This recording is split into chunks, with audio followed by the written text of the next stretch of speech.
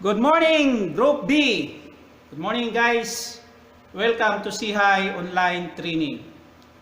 This day, our subject is Electric and Electronics Fundamentals 3 or EEF3.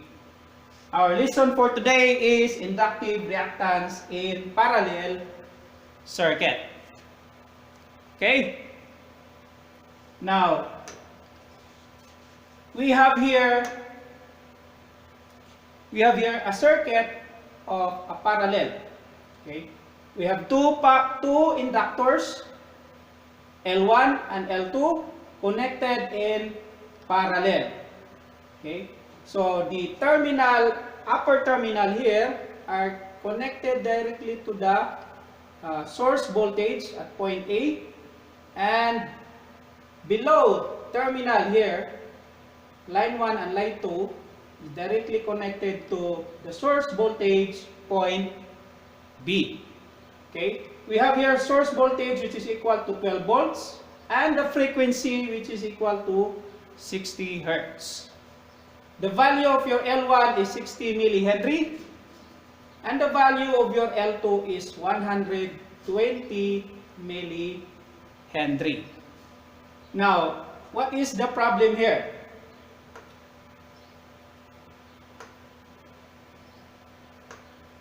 So we are going to solve for the total inductance of these two inductor here.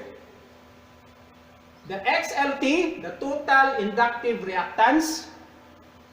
The XL1 or inductive reactance of L1. XL2, inductive reactance of L2. And another XLT here, the total inductive reactance.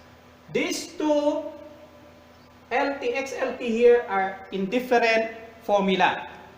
Okay? So first, we are going to solve for the total inductance. So what is the formula? The formula is the product over sum rule. Okay? So we have here total inductance is equal to, open parenthesis, L1 times L2, close parenthesis, divided by, open parenthesis, L1 plus L2.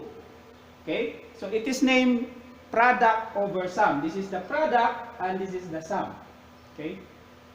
So, another formula to solve for XL, or inductive reactance, is XL is equal to 2 times pi times F times L.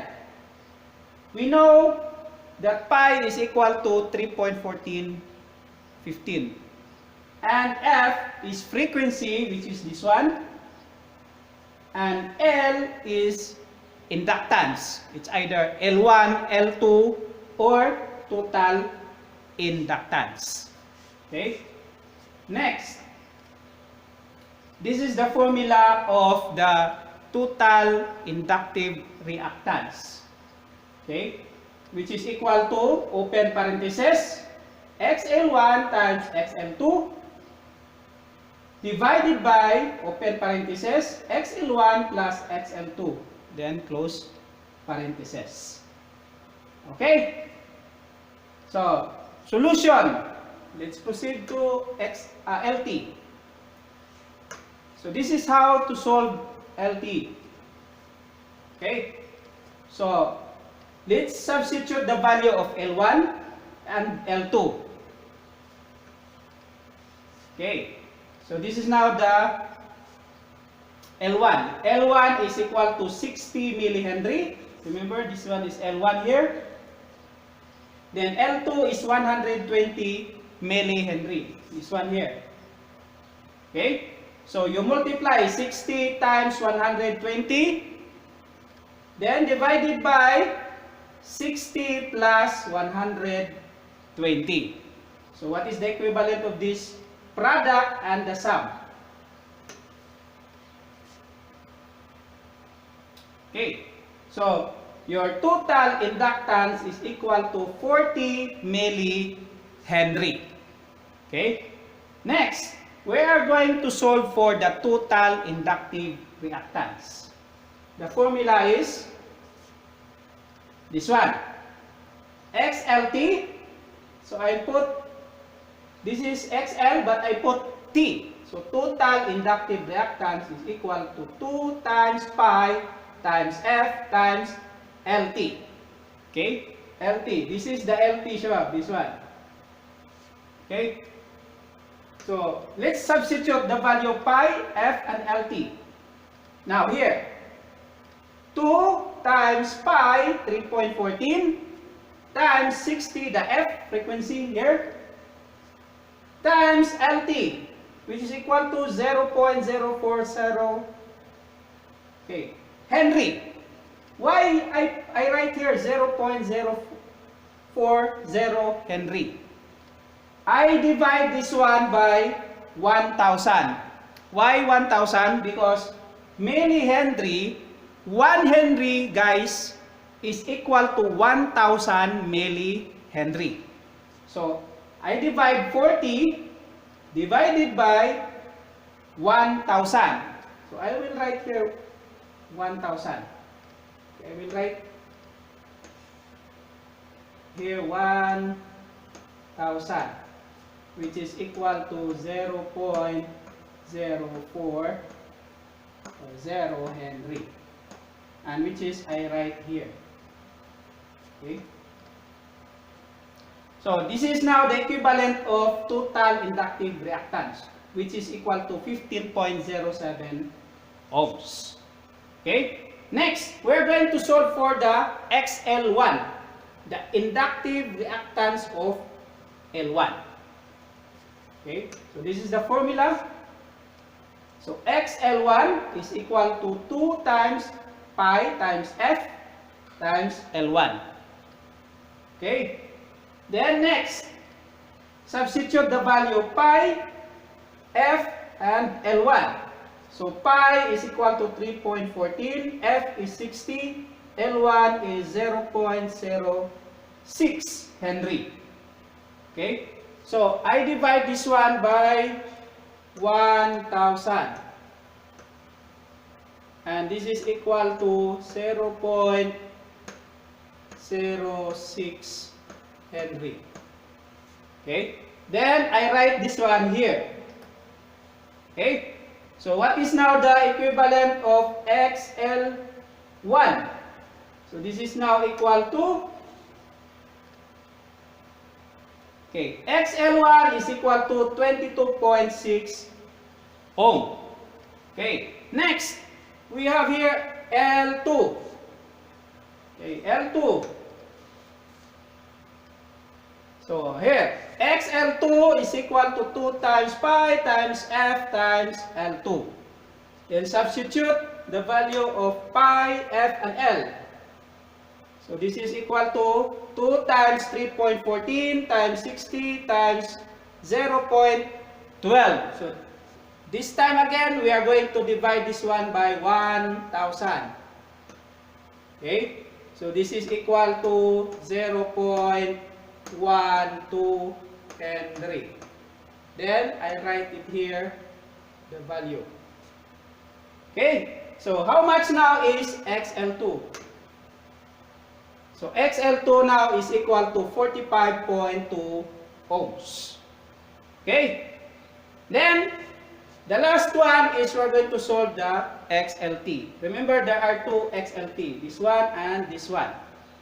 Okay? So what is now the XLT? So using the product over sum rule, so your XLT is equal to, let's substitute the value of XL1, which is this one, and the value of XL2, which is this one. Okay? So your XLT now is, okay, 22.6 times 45.2 divided by 22.6 plus 45.2. So what is the total inductive reactance?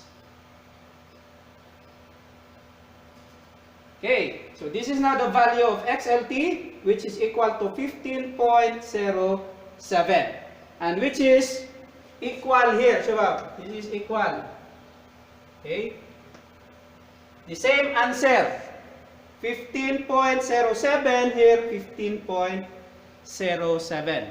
Now, if this 2 is not equal, maybe there is a problem here. There is wrong number here that you write, or wrong number here that you write.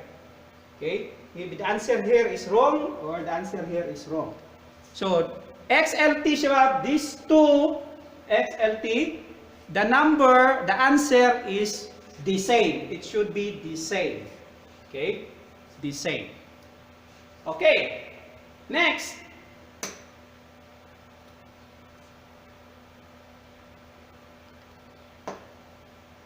Now, how to solve the current in parallel circuit?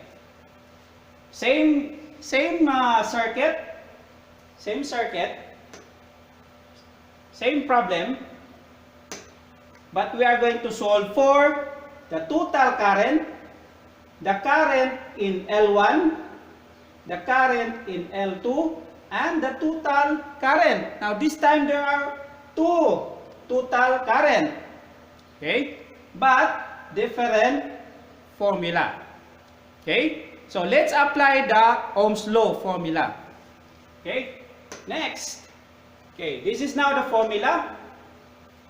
Total current is equal to source voltage divided by the total inductive reactance.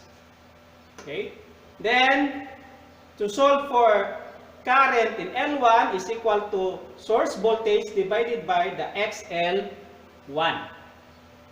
Next, current in L2 is equal to the source voltage divided by the XL2. Okay, solution. Okay, let's solve total current. Okay, so let's substitute Vs and XLT. Now the Vs is this one, 20 volts.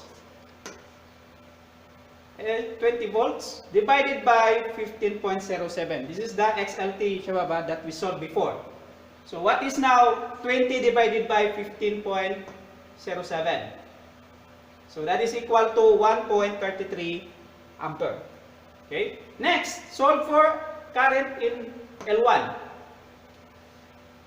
So IL1 is equal to Vs divided by XL1. Substitute Vs, which is 20. XL1 is 22.6 ohms. So 20 divided by 22.6 ohms, that is equal to 0.885 ampere. Next, IL2. Okay, this is the formula, same formula, but we change only L1 to L2. Okay, substitute the value of Vs and XL2. So 20 divided by 45.2, that is equal to 0.442 ampere. Okay, then how much is the total? These two current. So the formula is total current is equal to IL1 current in L1 plus IL2 current in L2. Substitute IL1, which is 0.885, substitute IL2, which is 0.442. Okay, so add. What is the summation? Add these two. That is equal to 1.33 ampere, and which is the same answer here. And this one. Okay, so you can see IT is 1.33 here. IT is also 1.33. So these two must be the same answer. Okay, so if it is not the same answer, maybe one of this problem here has a wrong number, or you input wrong number. Okay, or maybe you multiply or divide different ways. Okay, so this is how to solve total current. Okay, so we only use two inductors connected in parallel. Now what about if there are 3 or 4 inductors connected in parallel? So let's proceed to 3. 3 inductors connected in parallel. Okay?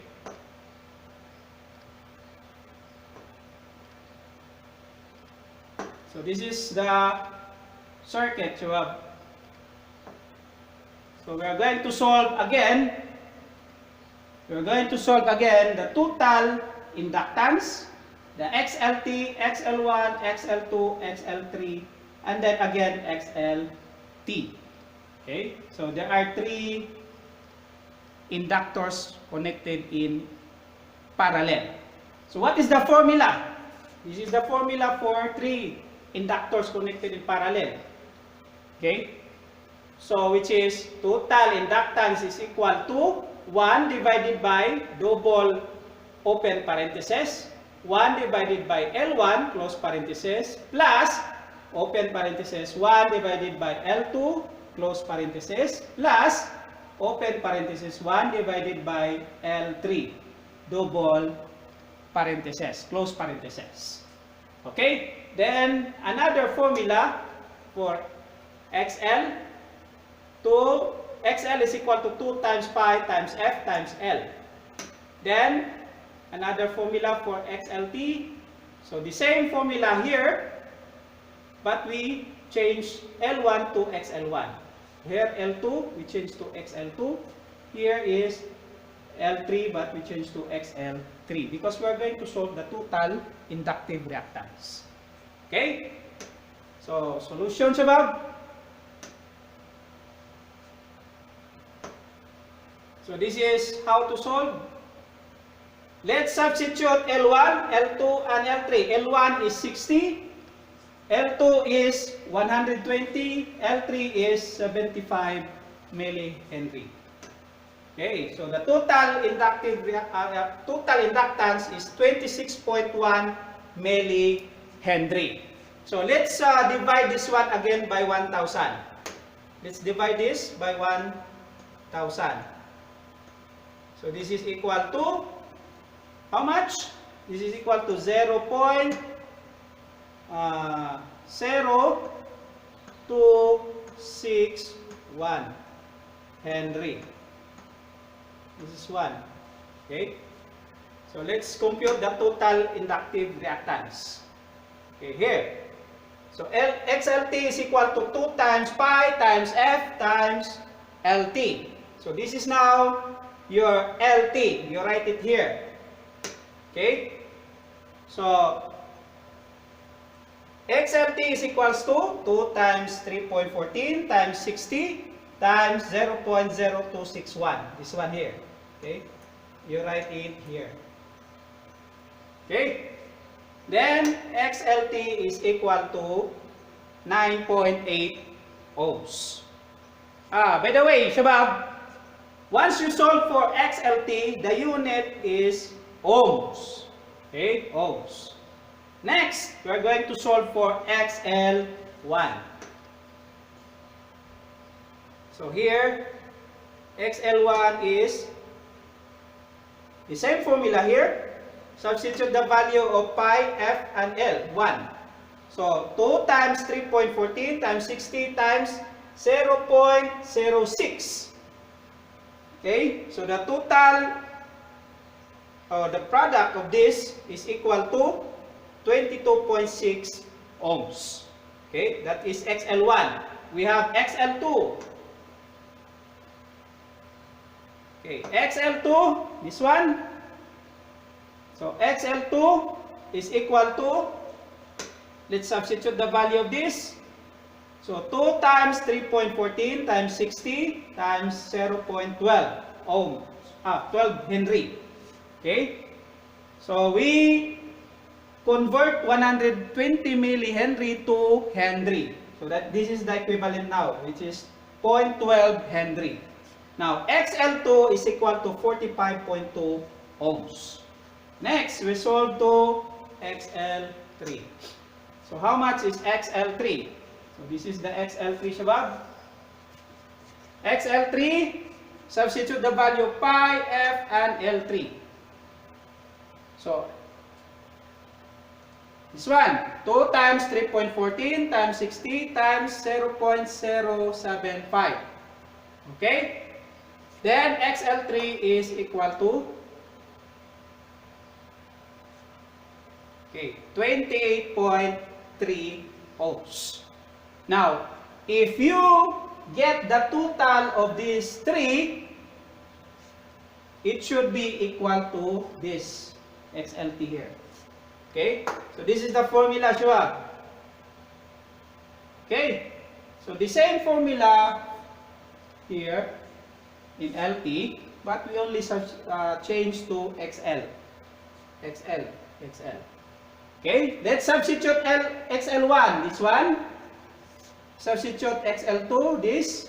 Substitute the value of XL3 with this. Okay? So how much? Okay? So 22.6, 45.2, and 28.3. So how much the total? XLT is equal to 9.8 ohms. So which is the same here. Okay? The answer is the same. Okay, Shubham? So remember, if the answer here is not the same here, so maybe there is something wrong here in XL1 or XL2 or XL3. Okay? Next, we are going to solve the current of L1, the current of L2, and the current of L3 by using the Ohm's Law Formula. Okay? So same problem, same circuit, but we are going to solve for the current. Solve the current in each inductor in parallel circuit. Okay? So the same problem, same circuit. Solve for IT, the current in L1, the current in L2, the current in L3, and another total current. Okay? So formula is, this is the formula. IT is equal to Vs divided by XLT. Then IL1 is equal to Vs divided by XL1. Then IL2 is equal to Vs divided by XL2. And IL3 is equal to Vs divided by XL3. Okay? And this is the another formula to solve for total current.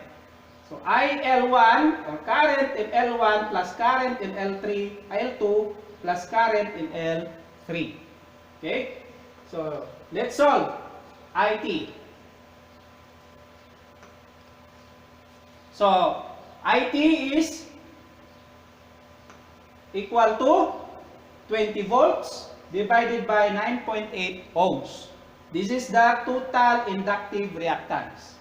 So how much? IT. IT is equal to 2.04 ampere. Next, we are going to solve for the IL1. Okay, the current in L1. So 20 volts divided by 22.6, that is equal to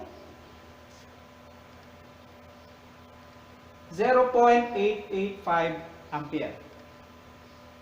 The next, current of L2.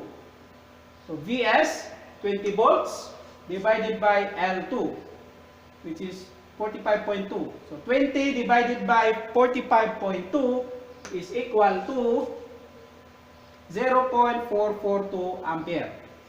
The next, the current in L3. So Vs, 20 volts divided by 28.3, that is equal to, IL3 is equal to 0.706 ampere. Now let's sum up these three. Let's add IL1 plus IL2 plus IL3. This formula here. Okay. So how much? So your total current is equal to 0.885 plus 0.442 plus 0.706. IT is equal to 2.03 ampere, and which is equal here. Okay.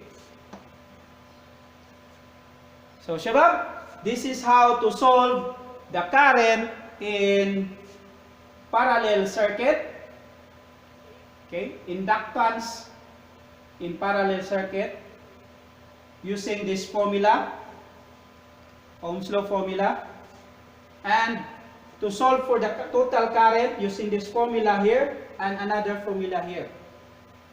Okay, so next time, Shabab, I will discuss about RL circuit, resistor, and inductor. Okay, so that's it. That's all. So see you next online training. And thank you guys. Have a good day. See you next time.